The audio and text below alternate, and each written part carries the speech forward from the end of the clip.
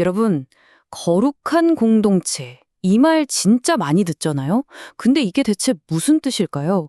오늘 아주 오래전 학계라는 선지자의 이야기를 통해서 그 진짜 의미 한번 제대로 파헤쳐 보려고 합니다. 자, 시작부터 아주 훅 들어오는 질문 하나 던져볼게요. 여러분 생각엔 어떠세요? 거룩함? 이것도 감기처럼 전염이 될까요? 이 옛날 선지자 학계가 제사장들한테 진짜 재미있는 수수께끼를 두 개 내요. 첫 번째, 거룩한 고기를 싼 옷자락이 있는데 이게 다른 음식에 탁 닿았어요. 그럼 그 음식도 거룩해질까요? 제사장들 대답은 아니요, 였어요.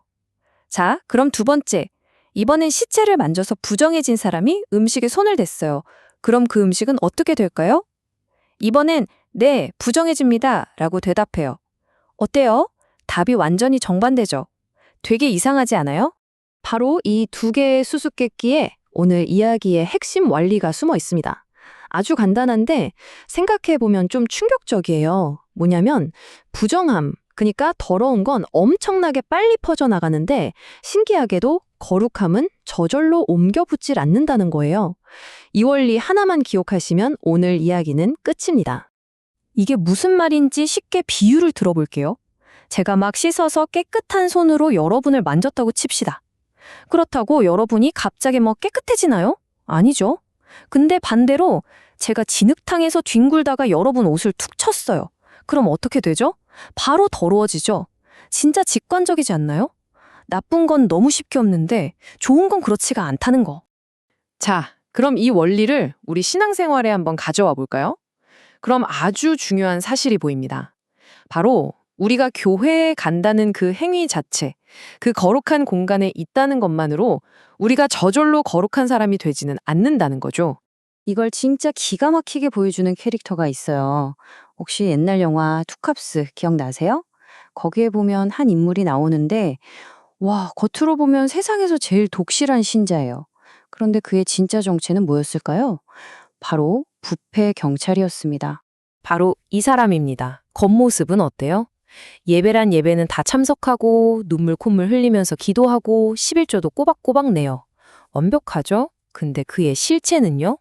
뒤로는 뇌물 받고 사람들 등쳐먹고 있었던 거죠. 자, 아까 그 원리 기억나세요? 부정함은 전염된다. 바로 이겁니다. 그의 더러운 삶이 그가 드리는 모든 예배, 기도, 헌금까지 완전히 다 오염시켜버린 거예요. 하나님이 보시기엔 그건 예배가 아니라 그냥 역겨운 쇼에 불과했던 거죠.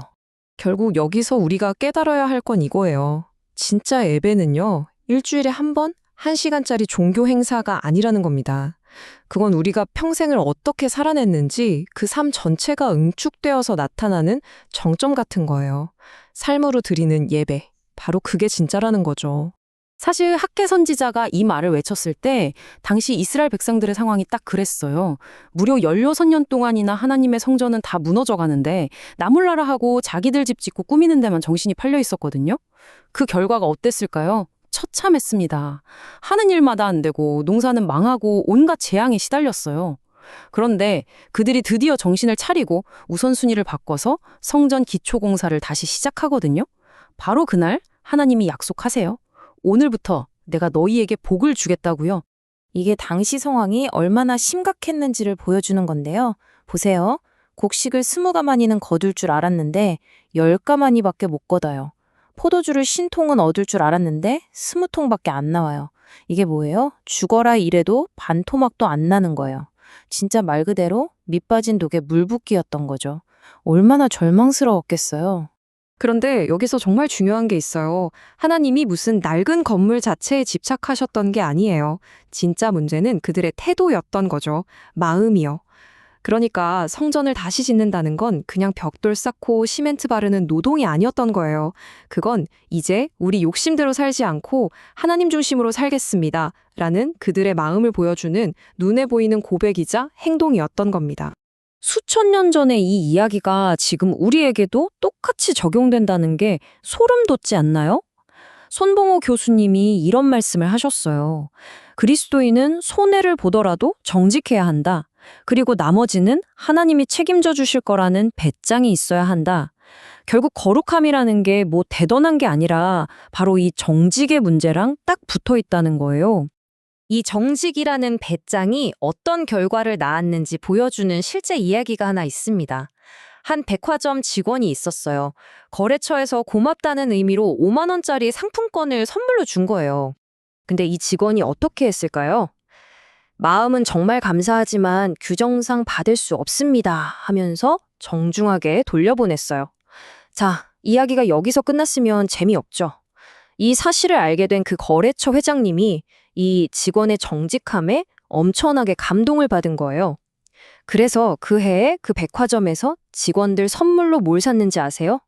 무려 3억 원어치 상품권을 샀대요. 와, 5만 원짜리 정직이 3억 원의 신뢰가 되어서 돌아온 거죠. 대단하지 않나요? 성경을 보면 이런 두 가지 삶을 기가 막히게 비유한 구절이 있어요. 바로 풀과 나무입니다. 악인의 길, 그러니까 부정직한 길은 풀 같대요. 쑥쑥 자라고 금방 화려해지죠. 근데 어때요? 비바람 한 번 불면 그냥 쓰러져 버려요. 반면에 의인의 길, 이 정직의 길은 나무 같다고 해요. 자라는 건 더디고 답답해 보일 수 있어요. 하지만 한번 뿌리를 깊게 내리면 어떤 폭풍우가 와도 끄떡없고 결국엔 아주 풍성한 열매를 맺죠. 여러분은 어떤 삶을 선택하시겠어요? 오늘 우리가 살펴본 학회서에서 진짜 소름 돋을 정도로 계속 반복되는 표현이 하나 있어요. 그게 뭐냐면 오늘부터입니다. 오늘부터. 내일부터 잘할게. 다음 달부터는 진짜 이런 게 아니에요. 그냥 오늘부터. 그래서 이 이야기가 마지막으로 우리에게 던지는 질문은 바로 이것입니다. 오늘부터, 바로 오늘부터 당신의 삶에서 무엇을 새롭게 시작하시겠습니까? 거룩함, 정직함, 이런 게 무슨 저 멀리 있는 거창한 게 아니더라고요. 그냥 오늘 내가 하는 작은 선택, 그거 하나 바꾸는 데서부터 시작되는 겁니다.